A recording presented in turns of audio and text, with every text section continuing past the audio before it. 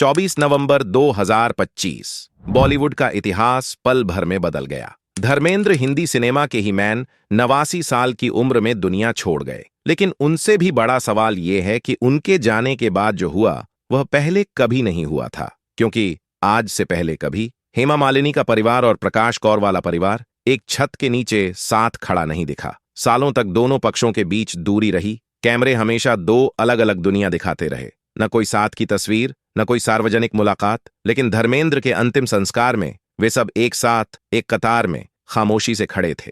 न कोई विवाद, न कोई दूरी, सिर्फ आंसू और खामोशियां। आखिर क्या बदला? कौन सी ताकत हर दीवार को गिराकर दो परिवारों को एक कर गई? क्या थी धर्मेंद्र की वह अंतिम इच्छा जिसे सुनकर सब एकजुट हो गए? मैं की करूंगी तो बिना।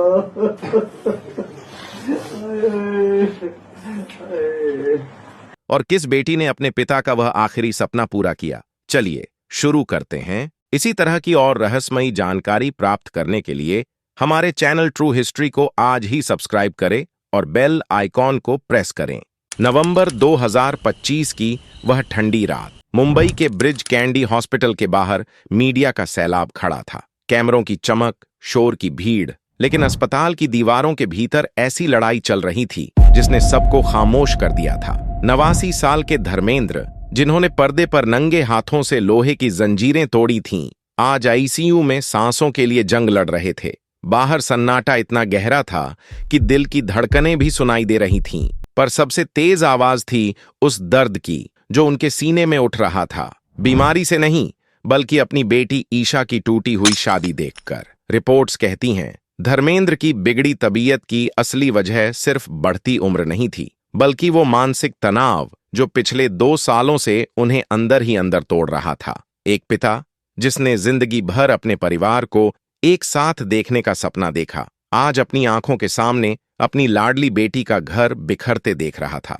ये कहानी सिर्फ एक सुपरस्टार की बीमारी की नहीं, एक पिता की बेबसी और एक बेटी के त्याग की कहानी है। और इस दर्द को सही से समझने के लिए हमें थोड़ा पीछे जाना होगा, पंजाब के साहनेवाल गांव की धूल भरी गलियों तक, जहां जन्म हुआ एक लड़के धर्म सिंह देओल का, जिसकी आंखों में बंबई के सपने पलते थे और दिल दिलीप कुमार की तरह सिनेमा के पर्दे पर धड़कना चाहता था। कहते हैं 1949 में आई फिल्म दिल लाक उन्होंने 40 बार देखी थी। क्लास छोड़कर फिल्में देखना और घर आकर पिता की डांट सुनना, यह उनके बचपन का रोज का किस्सा था। लेकिन धर्म एक दोहरी जिंदगी जी रहे थे।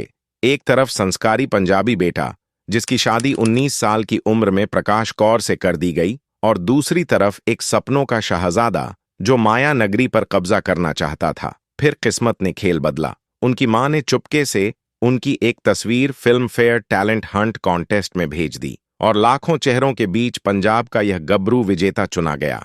यही था उनकी जिंदगी का टर्निंग पॉइंट। कॉन्टेस्ट जीतकर वो सपनों की ट्रेन पकड़कर मुंबई आए, लेकिन जिस फिल्म का वादा हुआ था वो कभी बनी ही नहीं। स्ट्रगल शुरू हुआ, गैराज में सोना, चने खाकर दिन काटना, सब हिस्सा बन गया जिंदगी का। लेकिन धर्म ने हार नहीं मानी और फिर एक दिन निर्देशक अर्जुन हिंगोरानी ने उन्हें अपनी फिल्म दिल भी तेरा हम भी तेरे के लिए साइन किया। और साइनिंग अमाउंट कितना था? सिर्फ 51 रुपए। यही था वो शुरुआती साइनिंग अमाउंट। बहुत मामूली, लेकिन इसी छोटे से कदम से धर्म सिंह देओल का धर्मेंद्र बनने का सफर शुरू हुआ। शुरुआत की कुछ फिल्में नहीं चलीं, लेकिन फिर आई 1966 में फूल और पत्थर, और इस फिल्म ने सब बदल दिया। धर्मेंद्र रातों रात सुपरस्टार बन गए। शर्ट उतारना उनका सिग्नेचर स्टाइल बन गया और पूरा देश उन्हें ही मैन के नाम से जानने लगा। इस उफनती सफलता के पीछे उनकी पत्नी प्रकाश कौर थीं और उनके 4 बच्चे, सनी, बॉबी, विजेता और अजीता। वे पंजाब में रहते थे और धर्मेंद्र की सफलता की नींव उनके धैर्य पर टिकी हुई थी। दूसरी तरफ हेमा मालिनी, ड्रीम गर्ल। पर्दे पर उनका रोमांस इतना सच्चा दिखता था कि लोग चाहते थे कि वे असल जिंदगी में भी एक हों, और जो लोग चाहते थे वही हो रहा था। रियल लाइफ का प्यार रियल लाइफ में बदल रहा था। लेकिन यह रिश्ता आसान नहीं था। एक तरफ समाज की नजरें, दूसरी तरफ परिवार का दर्द। धर्मेंद्र पहले से शादीशुदा थे, 4 बच्चों के पिता थे, फिर भी वे हेमा के प्यार में पूरी तरह डूब चुके थे। प्रकाश कौर ने तलाक देने से साफ इनकार कर दिया और फिर धर्मेंद्र ने वो फैसला लिया जिसने पूरे देश में भूचाल ला दिया। उन्होंने हेमा से शादी करने के लिए इस्लाम धर्म अपनाया, ताकि वे दूसरी शादी कानूनी रूप से कर सकें। मई 1980 धर्मेंद्र और हेमा मालिनी ने शादी कर ली और उसी दिन देओल परिवार हमेशा के लिए दो हिस्सों में बंट गया। एक घर में प्रकाश कौर और उनके बच्चे, दूसरे घर में हेमा मालिनी और नया परिवार। 1981 में ईशा और 1985 में अहाना के जन्म के साथ धर्मेंद्र के दूसरे परिवार की नींव पूरी हो गई। शादी के बाद घर पर एक अजीब सी खामोशी छा गई। न कोई लड़ाई, न कोई बयान, बस एक अनकहा समझौता। प्रकाश कौर ने हमेशा अपनी गरिमा बनाए रखी और कभी मीडिया में कुछ नहीं कहा। और उसी तरह धर्मेंद्र की दो दुनियाएं, दो छतें और दो परिवार सालों तक एक साथ खड़े नहीं दिखे। वहीं हेमा मालिनी ने अपनी दोनों बेटियों की परवरिश लगभग अकेले ही की। धर्मेंद्र हमेशा दो परिवारों के बीच एक पुल की तरह थे। अपनी जिम्मेदारियां निभाते रहे, लेकिन दो अलग अलग दुनियाओं में बंटे हुए। कहते हैं वो हेमा जी के घर आते, खाना खाते, बेटियों के साथ खेलते, लेकिन रात को कभी वहां नहीं रुकते थे। यह एक ऐसी शांति थी जिसने परिवार को जोड़े भी रखा और बांटे भी रखा। इसी दोहरी जिंदगी की दहलीज पर ईशा देओल का बचपन बीता। उनके लिए पापा का मतलब था एक ऐसा इंसान जो हर दिन घर आता है, ढेर सारा प्यार करता है, लेकिन कभी उनके साथ रहता नहीं। अपनी बायोग्राफी में ईशा लिखती हैं, जब वो अपने दोस्तों के घर जाती और उनके मम्मी पापा को साथ देखती, तब उन्हें एहसास होता कि उनकी जिंदगी कुछ अलग है। लेकिन हेमा मालिनी ने ईशा और अहाना को कभी किसी चीज की कमी महसूस नहीं होने दी। उनकी जिंदगी का सबसे बड़ा सच उनके सामने तब आया जब वो चौथी क्लास में थीं। एक क्लासमेट ने मजाक में पूछा, तुम्हारी दो मम्मियां हैं, है ना? ईशा गुस्से से लाल हो गईं, लेकिन जब उन्होंने घर जाकर अपनी मां से पूछा तो हेमा जी ने बहुत प्यार से सच्चाई बताई कि उनके पापा पहले से शादीशुदा हैं और उनका एक और परिवार है। ईशा कहती हैं, उन्हें यह जानकर कभी बुरा नहीं लगा और इसका श्रेय वो अपने माता पिता की समझदारी और रिस्पेक्टफुल व्यवहार को देती है। दुनिया के लिए भले ही वे वीरू थे, लेकिन घर के अंदर धर्मेंद्र एक ऐसे पिता थे जो अपनी बेटियों को दुनिया की बुरी नजर से बचाकर रखना चाहते थे। एक किस्सा आज भी परिवार में याद किया जाता है, जब स्कूल के एनुअल फंक्शन में नन्ही ईशा स्टेज पर परफॉर्म कर रही थीं। पूरा हॉल तालियों से गूंज रहा था, लेकिन धर्मेंद्र ताली नहीं बजा रहे थे। वो ईशा को अपनी गोद में बिठाए चुपचाप मुस्कुरा रहे थे, शायद इसलिए क्योंकि वो नहीं चाहते थे कि लोग उनकी बेटी को एक पब्लिक फिगर की तरह देखें। एक इंटरव्यू में ईशा ने बताया कि बचपन में स्विमिंग सिखाने के लिए धर्मेंद्र ने उन्हें सीधे ट्यूबवेल के पानी में फेंक दिया था, क्योंकि प्यार करने का उनका तरीका सख्त लेकिन सच्चा था। धर्मेंद्र हमेशा चाहते थे कि उनकी बेटियां इस फिल्मी दुनिया की चकाचौंध और इसके पीछे छिपे अंधेरे से दूर रहे। उनका सपना था कि ईशा 18 साल की होते ही शादी कर ले और घर बसा ले, लेकिन ईशा ने अपने पिता की इच्छा के खिलाफ जाकर फिल्मों में कदम रखा। हालांकि शुरुआत में धर्मेंद्र नाराज हुए, लेकिन अंत में उन्होंने अपनी नाराजगी भुलाकर बेटी का साथ दिया और उसका हाथ थामा। 2012 में ईशा ने बिजनेसमैन भरत तख्तानी से शादी की और फिल्मी दुनिया से दूरी बना ली। शायद वो उस परफेक्ट परिवार को जीना चाहती थीं, जिसे अपने बचपन में वो कभी पूरी तरह महसूस नहीं कर पाईं। ईशा और भरत की लव स्टोरी किसी फेरी टेल से कम नहीं थी। दोनों स्कूल के दिनों से एक दूसरे को जानते थे। भरत को हमेशा से ईशा पर क्रश था, लेकिन बात आगे नहीं बढ़ी। सालों बाद छोटी बहन अहाना ने अमेरिका में दोनों की दोबारा मुलाकात करवाई और इस बार प्यार हो ही गया। 29 जून 2012 मुंबई के इस्कॉन मंदिर में दोनों ने एक ग्रैंड वेडिंग में शादी की, जिसमें पूरा बॉलीवुड उमड़ पड़ा। 2017 में बेटी राध्या की प्रेगनेंसी के समय हुए गोद भराई समारोह में दोनों ने एक बार फिर 3 फेरे लिए, जैसे अपनी शादी की कसमों को दोबारा पक्का कर रहे हों। 2 प्यारी बेटियों राध्या और मिराया के आने से उनका परिवार पूरा हो गया और लोग उन्हें इंडस्ट्री का सबसे खुशहाल जोड़ा मानते थे। लेकिन फिर फरवरी 2024 में एक खबर ने सबको हक्का बक्का कर दिया। ईशा और भरत ने एक जॉइंट स्टेटमेंट जारी कर 11 साल पुरानी शादी खत्म करने का ऐलान किया। यह खबर किसी धमाके से कम नहीं थी। किसी को यकीन नहीं था कि यह सपनों की जोड़ी टूट सकती है। इसके बाद कारणों पर कानाफूसी शुरू हो गई और सोशल मीडिया, खासकर रेडिट पर यह अफवाह आग की तरह फैल गई कि इस अलगाव की वजह भरत का एक्स्ट्रा मैरिटल अफेयर है, यानी एक रिश्ते में तीसरे इंसान का आ जाना। वही स्थिति आज बेरहमी से उनके अपने बसाए हुए घर को तोड़ने पर आमादा थी। सोशल मीडिया पर लोगों ने इसे कर्मा तक कह दिया, जो देओल परिवार के पुराने जख्मों पर नमक छिड़कने जैसा था। बेटी का घर टूटने की खबर धर्मेंद्र के लिए किसी पहाड़ टूटने जैसी थी। परिवार के करीबी लोग बताते हैं कि वह इस खबर से बेहद दुखी और गहरे सदमे में थे। कोई भी पिता अपनी बेटी का घर उजड़ते नहीं देख सकता, और धर्मेंद्र तो अपनी बेटियों पर जान छिड़कते हैं।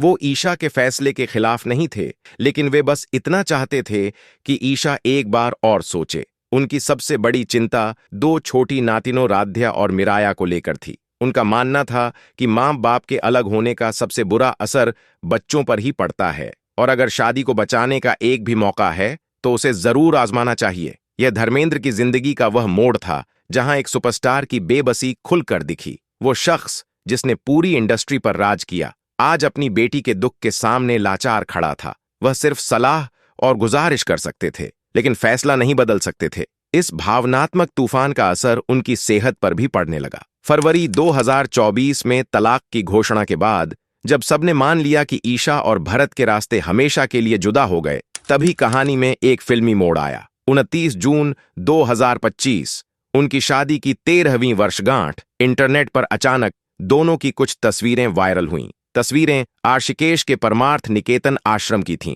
जिसमें ईशा और भरत एक साथ गंगा आरती कर रहे थे, और एक तस्वीर में स्वामी जी दोनों को एक ही फूलों की माला पहना रहे थे, जो साफ इशारा कर रही थी कि शायद यह रिश्ता दोबारा जुड़ रहा है और शायद किसी बाप की आखिरी इच्छा पूरी होने वाली है। गंगा मैया का आशीर्वाद और शादी की सालगिरह का दिन, सब कुछ एक नई शुरुआत का संकेत दे रहा था। यह मानो सुलह की एक पब्लिक अनाउंसमेंट थी, लेकिन क्या यह वाकई एक नई शुरुआत थी या फिर तूफान से पहले की खामोशी? इसका जवाब ज्यादा देर तक छुपा नहीं रहा, और वो जवाब किसी के भी अंदाजे से ज्यादा चौंकाने वाला साबित हुआ। अगस्त 2025 के आखिर में भरत तख्तानी ने अपने इंस्टाग्राम पर एक तस्वीर पोस्ट की जिसने सारी उम्मीदें चकनाचूर कर दी।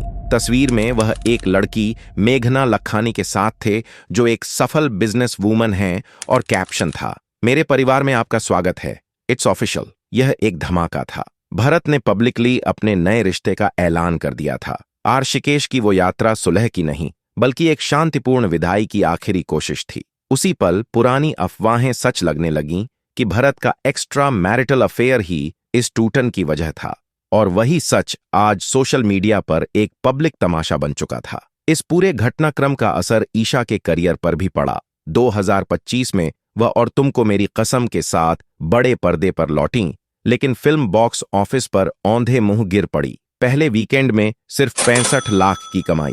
आलोचकों का कहना था कि ईशा का ध्यान फिल्मों पर था ही नहीं। घर में तूफान, पिता अस्पताल में और पति किसी और के साथ विदेश में, फोकस कैसे रहता? खुद ईशा ने भी माना कि उन्होंने अपने पिता की इज्जत के लिए गोलमाल और ओमकारा जैसी बड़ी फिल्में छोड़ दी थीं। बीड़ी जलाइले जैसे गाने सिर्फ इसलिए नहीं किए क्योंकि पापा क्या सोचेंगे। आज पीछे मुड़कर शायद उन्हें मलाल होता होगा कि दूसरों की खुशी के लिए अपनी उड़ान रोक दी, और बदले में मिला एक टूटा घर और एक फ्लॉप कमबैक।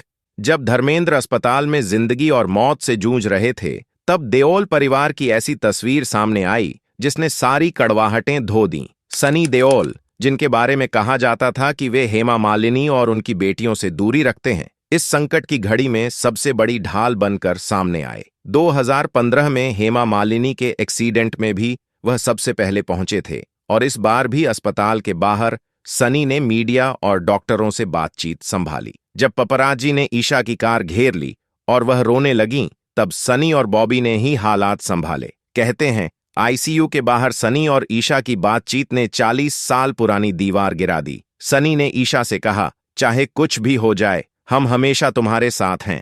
और उसी पल एक टूटे परिवार की धड़कन फिर से चल पड़ी। जब धर्मेंद्र डिस्चार्ज होकर घर लौटे तो वह पल किसी जश्न से कम नहीं था। बरसों बाद बीमारी के बहाने ही सही, लेकिन उनका वह सपना पूरा हो गया जिसे देखने के लिए उनकी आंखें तरस गई थीं। पूरा परिवार एक साथ था। ईशा अपनी शादी नहीं बचा पाईं, उनका कमबैक फ्लॉप हुआ, लेकिन उन्होंने जो एक बेटी का फर्ज निभाया, उसकी मिसाल ढूंढना मुश्किल है। धर्मेंद्र भले ही अस्पताल के बिस्तर पर थे, लेकिन उनकी आंखों में अब डर नहीं था, क्योंकि उन्हें पता था कि अगर कल वह ना भी रहें तो सनी और बॉबी उनकी बेटियों के सिर पर हाथ रखने के लिए मौजूद हैं। अब आप बताइए, क्या ईशा को अपने पिता की खुशी के लिए भरत के साथ सुलह की और कोशिश करनी चाहिए थी या अलग होना सही था? अगर वीडियो पसंद आया हो तो लाइक करें, अपनी दोस्तों के साथ शेयर करें और ऐसी ही अनसुनी सच्ची कहानियां सुनने के लिए चैनल को सब्सक्राइब करें और बेल आइकन जरूर दबाएं। मिलते हैं अगले वीडियो में एक नई कहानी, एक नए सच के साथ। धन्यवाद।